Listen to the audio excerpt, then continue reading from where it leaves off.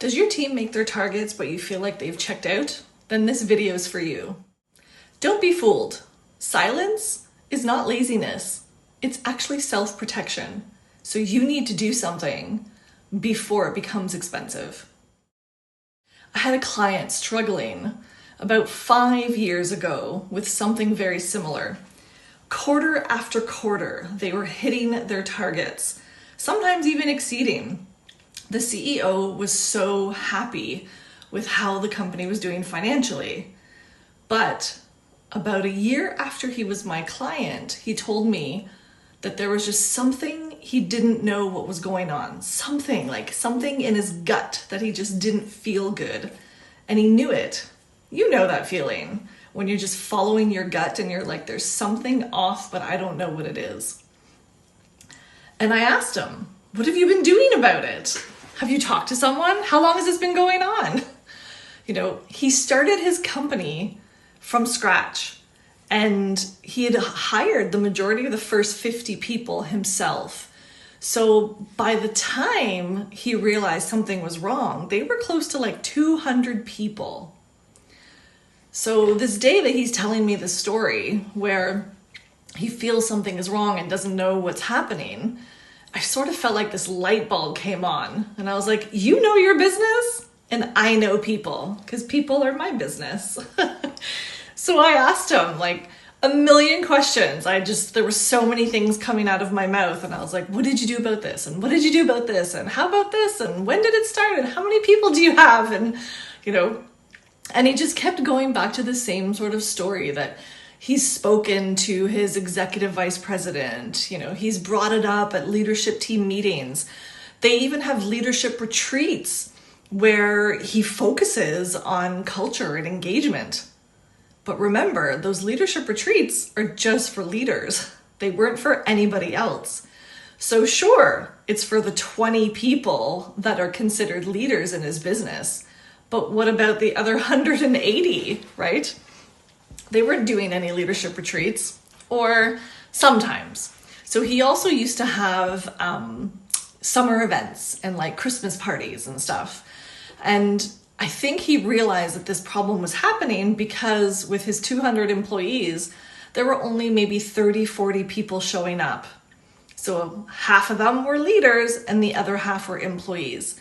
And it just saddened him. He just couldn't understand why he felt he invested so much time and energy and money into people. And he's like, I have the best benefit plan and I do bonuses and I give them free lunches on Wednesdays. And, there were so many things that he did that he just didn't understand why his employees didn't care anymore. And I get it. It's not the first time I've seen this. In my 25 years in HR, it's definitely not my first time I've seen this. And so normally what happens in HR is, there's an employee survey. It's done once a year. Everybody has to fill it out anonymously. And then the results come and then nothing is done. And I'm not saying that I'm against surveys. I do still do them for some clients. And I do them because usually you do get some good information. But his situation and his story just was different. An employee survey with 30, 40 questions that no one was really going to understand wasn't really going to help, obviously. And we knew why it wouldn't help because people were silent. And this CEO felt like people had been silent for up to 2 years, maybe even longer. And so, of course, me being me, I looked at this and thinking, ooh, project, I can do something about this. I can help, it helps when you love what you do, and I do love what I do. So I gave him a proposal. And like I said earlier, we had just been working together for about a year, but he knew me in the industry. So he had heard about me. He had signed an agreement with me because I came recommended from another client who's actually a friend of his. So there was already a little bit of a trust factor, right? And I get that because in HR, you're not really Googling for HR help.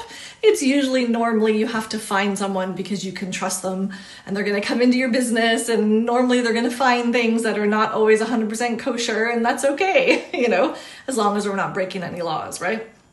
So in this proposal, I asked him, okay, can you give me 3 months? And he was like, 3 months? And I was like, well, if the issue's been going on for longer than 2 years, we really have to figure out what this is, And I knew that I could probably figure it out in a lot quicker than 3 months, but we need to set expectations, just in case. Plus sometimes there's vacations and people are off and, that kind of thing. So we have to take all that into account. So my proposal was give me 3 months and see, what if I can find the root of the problem. And in my head, I knew I could find the root of the problem, but you have to start somewhere. So what was important to me though, was not to start with leadership at all.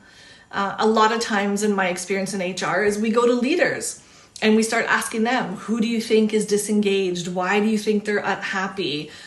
Check performance reviews, all these normal data that is provided, as part of sort of an HR program. And I just didn't want to do that. I started in the hierarchy at the very bottom, and I went and started having lunch with people and showing up at the office and hearing about trivia that some people would go to. And I was like, oh my God, can I come? I'm really bad at trivia, but I have a lot of fun, So I just sort of immersed myself into some day-to-day things. I even ended up getting invited to client meetings from some employees, so I would meet them out on site and do different things. And of course, they started opening up to me. And every single person I spoke to, and I spoke to over 80% of the employees, they loved the company. They loved their mission. They loved what they did. It wasn't just a job to them. But there's the big but. Things changed, and we had to find out why things changed.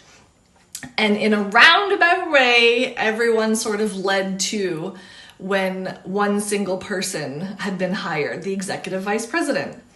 And the executive vice president was supposed to be the president's right-hand person, so that the president didn't have to do everything and he could go and actually build the business and, do some business development and go meet his clients for lunch, do the fun things, that he would wanted to do. But his EVP was sort of putting this weird door between him and seeing the president. So the more people I spoke to, the more information I got that there was like this barrier, between the president and the rest of staff. And this barrier, they called him the Godfather. They called him the Godfather because no one could see him. They had to go through 4 or 5 people before they could actually see the president. Unless he was walking by in the hallway or something was happening, they saw him out in the parking lot, that kind of thing. But otherwise, it took a long time for them to ever meet the president or even know who he was. So we had some staff here that didn't even know who he was. And then other staff who wanted to actually meet him or spend 5 minutes with him, even like a coffee chat. And they just couldn't because somehow this EVP put this weird barrier and he promoted this environment with the other leadership team that everything had to be done through hierarchy.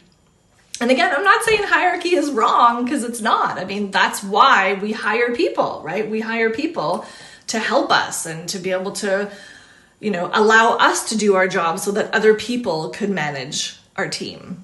However, that was creating obviously a pretty bad environment and worse than what the CEO even knew. So that was the challenge to all this.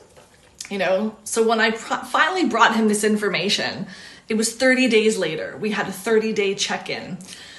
And I said to him, I already have information. And he was like, what? And he assumed the worst. He really did, because he thought it was so quick to have actually spoken to over 80% of his staff. And I said to him, you're the Godfather. And he kind of sat back in his chair and he was like, what do you mean I'm the Godfather? nobody can come to you unless they go through the gatekeeper. You know, who's the gatekeeper? Well, there's manager here, manager here, manager here, and it was just listing the hierarchy. And he was like, that's stupid. I never wanted to do that, you know. But this is what it was. So he was untouchable, you know. His leaders had created this environment that they couldn't see him. And then on top of that, so many of his staff said that they have meeting over meetings talking about the same thing, that there was like decision fatigue. No one could make decisions for anything. So they felt like there was so much time being wasted, you know. And then other team members were telling me that they felt like they had no idea what the future of the company was. And so all this information that I'm giving to the CEO, he was just dumbfounded. He was actually quiet, which was not like him. So I said very quickly, I have some advice for you. One is we have to create a better environment in the workplace.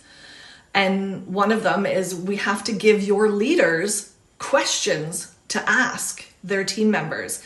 And he's like, is it this simple? And I was like, yeah, it is. Getting to know people and making them feel comfortable is this simple. So one of the things was to give the leaders a guide to ask better questions.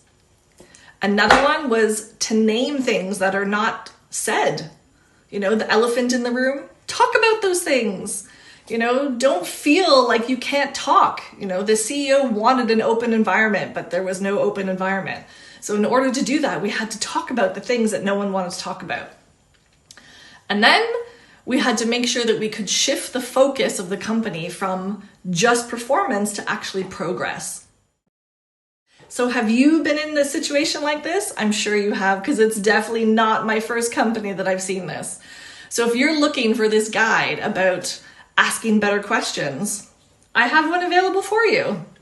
You can get your own free PDF here. Just click on the link below and I'll provide you some tips and tricks just like I did for the CEO. And if you're looking for more truth about HR and more information, check out the video on the link below. Thank you and have a great day.